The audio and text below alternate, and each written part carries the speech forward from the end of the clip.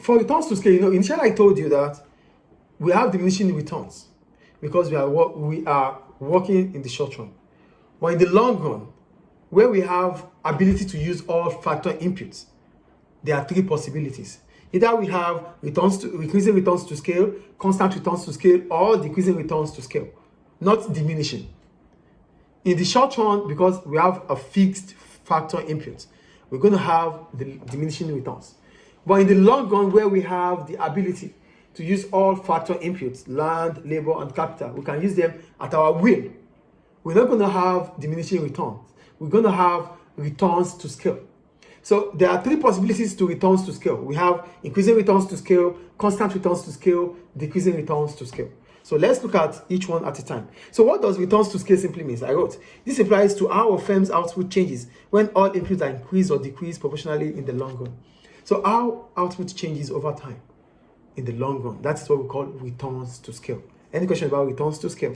So now, what are the three possibilities in the long run? The first one is increasing returns to scale. Why do we call it increasing returns to scale? We call it increasing returns to scale because the number of input has increased more than the number of input increased, but the output increased in more proportional than the input. That means the more we increase our inputs, but it gives us more than proportionate output. That is increasing returns to scale. So here I wrote, this occurs if an equal percentage increase in inputs to production brings about a more than proportionate increase in output.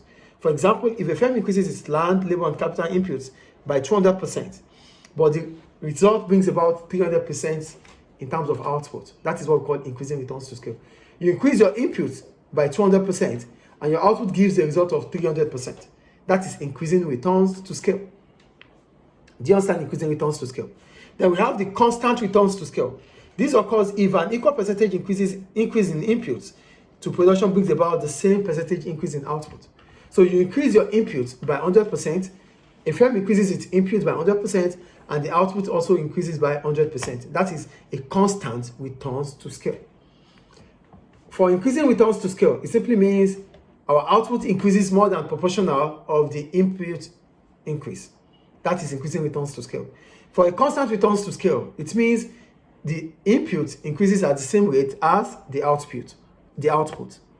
Then we have what we call the decreasing returns to scale. Why do we call it decreasing returns to scale? We call it decreasing returns to scale because it occurs, I said this occurs if an equal percentage increase in inputs to production leads to a less than proportionate increase in output. So which simply means there's decreasing returns to scale if a firm increases its input by 100%, but its output increases by less than 100%. You increase your input by 100%, but your output increases less than 100%. That is what we call decreasing returns to scale, not diminishing. Decreasing returns to scale. So the difference between the short run and the long run is that in the short run we have the law of diminishing returns, but in the long run we have what we call the returns to scale.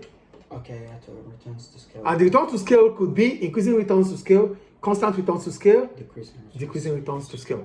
So that ends diminishing returns, the long run and the short run. Any question about that?